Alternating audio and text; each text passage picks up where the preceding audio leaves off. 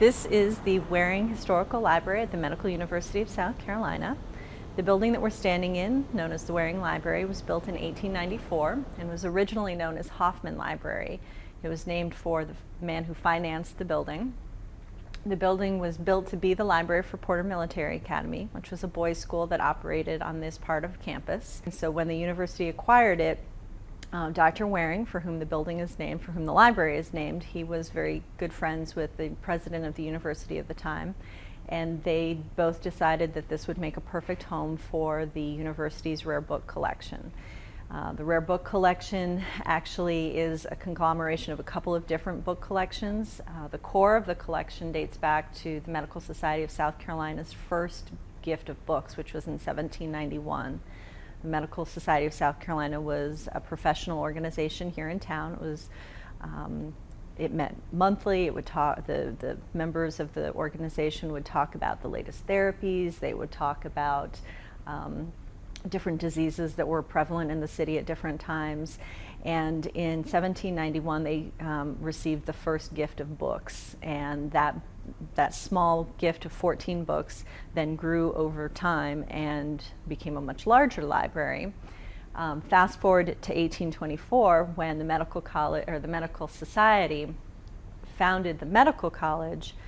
Their professional library became the library for the medical college. And so a lot of the books that we have in here, a lot of the books that were moved over in the 1960s are from that original collection of Medical Society of South Carolina library books. So down here, this building, as I mentioned, is a beautiful building. It was built to be a library, and we've sort of repurposed some of the space a little bit. We do have exhibits that we run that we rotate out. This is an exhibit about the history of Porter Military Academy. We also have our oldest and our rarest books are kept down here in this under lock and key here. Our earliest book dates from 1531 and is a book on diagnostics, or it would have been called Omnia Opera, or about everything, sort of a soup to nuts medical work to help with the diagnosis and treatment of diseases. We also have a number of artifacts that are connected with specific people associated with the university. And the first piece I want to show you here, and I will be top secret in taking the lid off, even though I shouldn't, but this piece right here is called the Chisholm inhaler. And this was a device that was invented by a man named J.J. Chisholm, who was on the faculty here. And he invented this particular item to help ration chloroform during the Civil War. After the blockade prevented European drugs from being imported into the South, European drugs were much more difficult to come by, much more precious, and so this was an attempt to ration that precious chloroform and make it go a lot longer than it might have otherwise. It replaced a mask that would have been used instead, but those two pieces would have been inserted in the nostrils and would have directly delivered the chloroform for anesthetic purposes. Another item that we have here, this is a surgical instrument case. This is sort of a general purpose surgical instrument set. It would have been used for everything from surgery on bladder stones or ophthalmological surgery. You can see that the pieces are not terribly sterile. There was no real concept of germ theory at this time, at the time that this set would have been most actively used, which would have been in about the 1850s. And so you've got pieces, the pieces here are often ornamented with mother of pearl or bone or other kinds of non-sterile materials. Each student in the medical college early on was given their own study skull. And this is an example of one of those study skulls. This is actually a much more modern example. We do have other ones that are slightly older. But this was, again, a way for the student to be able to study the interior of the brain and the different contours of the brain and skull. This item here is a mid-19th century amputation kit, amputation set. Again, it was something that would have been used, something similar to this, if not this exact case, would have been used during the American Civil War by field surgeons. Again, there was not any sort of developed understanding of germ theory, and so there was often the problem of infection, and oftentimes amputation was the best cure, or the best and only way to save the life of the soldier when gangrene or other kinds of infectious something's got in the way. But this again is a typical amputation set. And what are those tools right here? These tools right here that are in the lower corner, those are pieces of a trephine, and actually we have another example over here, but a trephine would have been used to, you can see it's got a serrated edge here, and this would have been used to cut holes in the skull, in bone, to relieve pressure on the brain for head injuries. It was successfully used. It was something that they still use today to relieve pressure on the brain, is to remove part of the skull, and this particular item was useful and still has its purpose. These are some examples of the instruments that would have been used for bloodletting. This is called a scarificator. And the scarificator, bloodletting is based on the principle of the four humors: yellow bile, black bile, phlegm, and blood. And that illness was a result of one of these four humors being out of balance. And so by through bloodletting, they were trying to reestablish the balance of humors within the body. So this scarificator has inside here very, very sharp razor blade-like razors, and it would have been placed on the skin, and then it would be spring-loaded, and the spring load would release, and it would create however many lines of cuts that would be necessary or desirable for the bloodletting.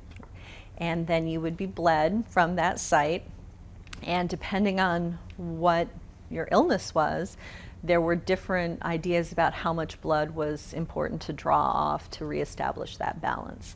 And similarly, cupping this is a cupping set, which again is used to draw a blister up on the body in a particular spot, often on the back, where they would heat up an oil or an ointment around the edge here, place it on the skin, draw up a blister, and then either lance the blister or allow the blister to sort of fester, or essentially drop a blister and then lance it, and then that would again try to balance the humors and extract the poisons that were creating the illness.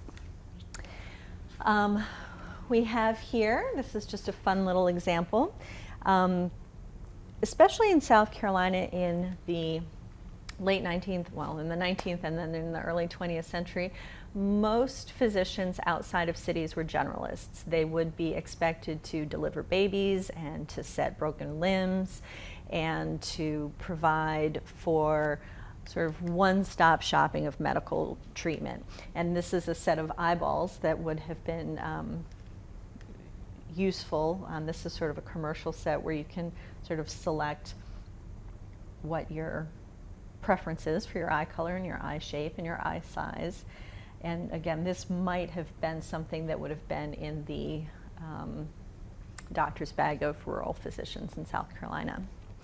We have a couple of MUSC innovations. I mentioned the Chisholm inhaler, which was invented by one of our faculty members. This item here is called a skirt pump, and this was invented to facilitate the suppression of the immune system in order to allow for organ transplantation. The first organ transplant occurred here at MUSC in 1969 and was a kidney transplant. And the patient at the time, Mr. William Ivy, he was, this was sort of a pioneering piece of equipment that allowed the physicians to suppress his immune system to allow for the organ to be accepted by the host. And he did live for a number of months after the transplant. But this essentially is, it's called the skirt pump, and it's designed to extract and to sift lymphocytes from the lymph fluid that's extracted, and by suppressing the immune system, again, it allows for the transplantation of a foreign object into the body. This is one item I neglected to mention before, but this is an item called a valvulotome, and this valvulotome was invented by a man named Horace Smithy. Horace Smithy was on the faculty here, and he suffered from scarlet fever. And so consequently, he had a good bit of scar tissue in his heart. And this was a tool that he had devised to, let me see if I can, there you go. You can see there's a little bit, it's again serrated here. And this was intended to, I'm not going to get this exactly right, but it was intended to clear out the scar tissue from valves within the heart to allow for the restoration of proper blood flow. And he pioneered the surgery, which is called a valvulotomy. Unfortunately, he died before that surgery could be used on him to save his life. So up here is where we keep the vast majority of our book collection. As I mentioned before, the book collection, the nucleus of the book collection is the Medical Society of South Carolina Library, and that library was, at the time it was collected, a very modern and clinically useful library resource. When the Medical Society founded the college, they made their library available to the medical college students, and then eventually those books, under Dr. Waring's protection or under his influence, were moved over here and are now stored here and are available for research use. It's a non-circulating collection. The materials here document or reflect a range of sort of 19th century medicine. You've got materia medica, you've got surgery, you've got anatomy, basically anything that a physician would be expected to know would be reflected in the titles of the books up here. In Charleston, there was a pharmacy called Amar's Pharmacy, which operated out of a storefront on King Street at the corner of King and I think it's either Vandross or Warren, but it's on King Street. It's no longer in operation. And when the pharmacy closed, they donated to the library their pharmacy ledgers from the 1870s. And these are handwritten prescriptions that would have been submitted to the pharmacy to be filled. So they represent both a range of physicians. Each prescription would have likely come from a different physician or a series of physicians operating here in town. And they also give you a good idea of the kinds of drugs that were in use therapeutically, and also what people were suffering from in terms of medical conditions. What were they being prescribed? How was that prescription useful to ameliorating their illness? So it gives a good idea, can give you a good understanding of what the general health of the population was, and also what was the treatment for the diseases that they were dealing with. This is a record book or a scrapbook that was kept about the 1918 Spanish influenza epidemic. And this book is really unique because it's a scrapbook, as you can see, but it documents the number of cases of influenza, where where the cases were most prevalent in terms of the city, so you can get an idea of sort of what parts of the city were suffering from the epidemic. Doctors would report in about their findings, and so this is a really useful way of understanding the response to. This is an example of a document that would have been completed by the physician to document where the influenza outbreaks were occurring, what the status of the different wards was.